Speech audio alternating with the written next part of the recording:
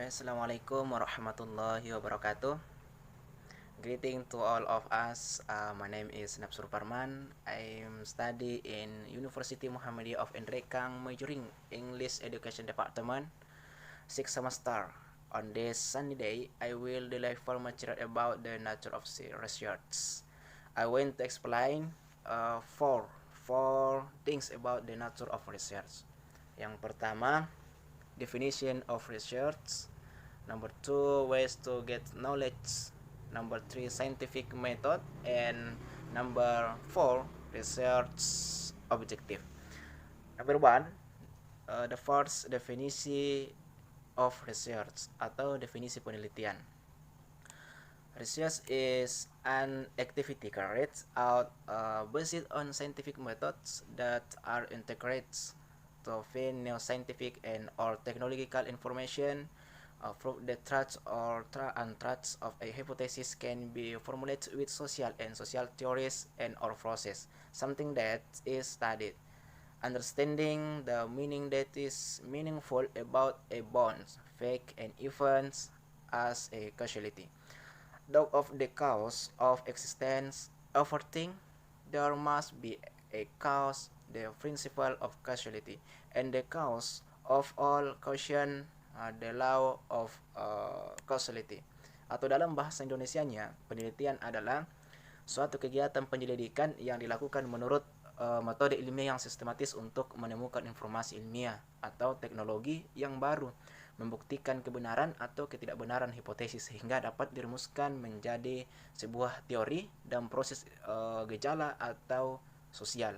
Penelitian ilmiah pada dasarnya adalah usaha mencari kebenaran, perolehan makna tentang sesuatu yang dikaji. Memahami makna berarti memahami hakikat suatu keberadaan, fakta dan kejadian-kejadian sebagai suatu kausalitas. Pemahaman bahwa adanya eksisnya segala sesuatu pasti ada sebab asas kausalitas tersebut, dan sebab selalu melalui akibat atau hukum kausalitas.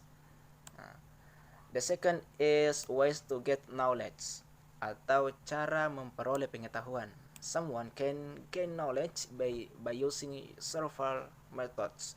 Menurut Ibnu, pengetahuan dapat diperoleh secara langsung dengan 3 sumber sekunder. Misalnya, yang pertama, personal experience atau pengalaman pribadi. In everyday life, people always face problems. To solve this problem, someone often tries to take advantage of personal experiences or find new experiences.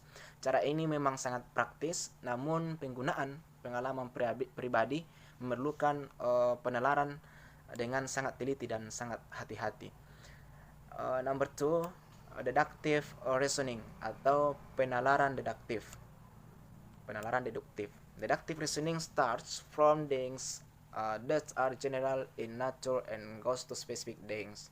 Aristotle had developed a way of arguing called syllogisms or deductive reasoning, consisting of 3 arguments, yaitu yang pertama major premise, minor premise, and conclusion. Misalnya, dalam premis mayor, manusia akan mati. Kalau dalam premis minor itu Hasan adalah manusia. Jadi kesimpulannya Hasan akan mati. Ya, kemudian yang ketiga, the last in inductive reasoning atau penalaran induktif. Dalam penalaran induktif, pencarian pengetahuan dimulai dengan pengamatan hal-hal tertentu dan kemudian kesimpulan umum dibangun. Setelah itu, kesimpulan umum yang diperoleh dapat digunakan sebagai premis utama dalam penalaran deduktif. Sintesis antara deduktif dan hukuman induktif merupakan metode penelitian yang ilmiah. The second point is the scientific method atau metode ilmiah.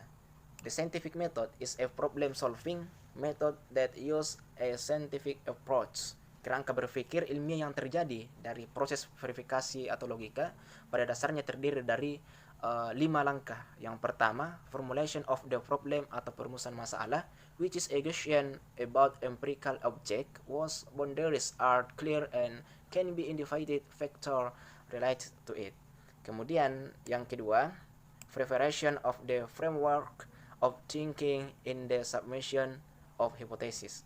the preparation of a framework for submitting hypothesis, which is an argument that explains the relationship that may exist between various interrelated factors and from a constellation of problems.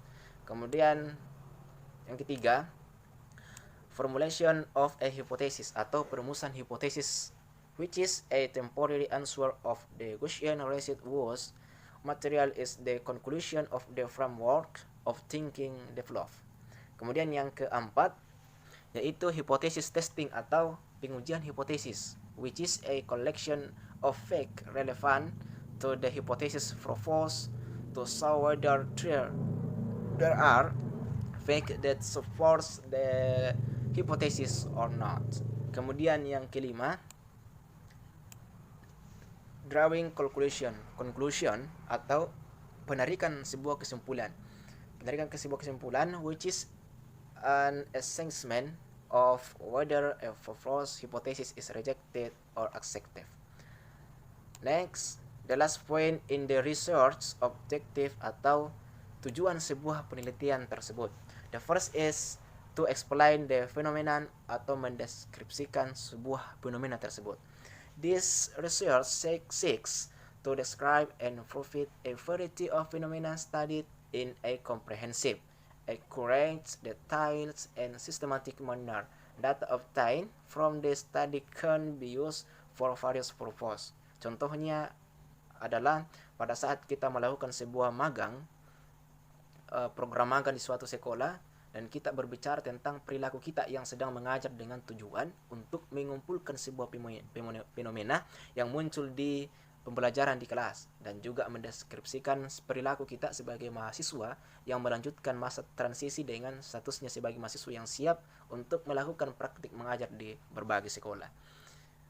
Kemudian next is to explain the relationship atau menjelaskan sebuah hubungan. The more important purpose of a study is to explain the relationship between phenomena, especially causal relation. For example, contohnya adalah ketika kita membahas tentang hubungan antara beberapa variabel seperti latar belakang pendidikan, minat masuk suatu jurusan, minat masuk sebuah kampus perguruan tinggi, dan latar belakang ekonomi. Kemudian the next is predict the phenomenon that will occur atau memprediksikan fenomena yang akan terjadi. The ability of a study to explain causal relationship is very useful for making generalizations that apply to the phenomena that exist now and will occur, and also to test the truth of the theories that have been both existing. Next, the last point is controlling phenomenon atau pengendalian fenomena. Research can be carried out with the aim of gathering information to help humans in their efforts to control the phenomenon that might endanger their lives, such as natural disasters and disease, and to use natural forces for various purposes, such as in industry, medicine, technology, and other. Jadi salah satu tujuan melakukan penelitian itu adalah untuk mengumpulkan informasi yang akan membantu manusia dalam upaya mereka mengendalikan fenomena yang dapat membahayakan hidup mereka seperti bencana alam dan penyakit, dan untuk menggunakan kekuatan alam untuk berbagai keperluan seperti dalam industri, kedokteran, teknologi, dan lain sebagainya. Okay?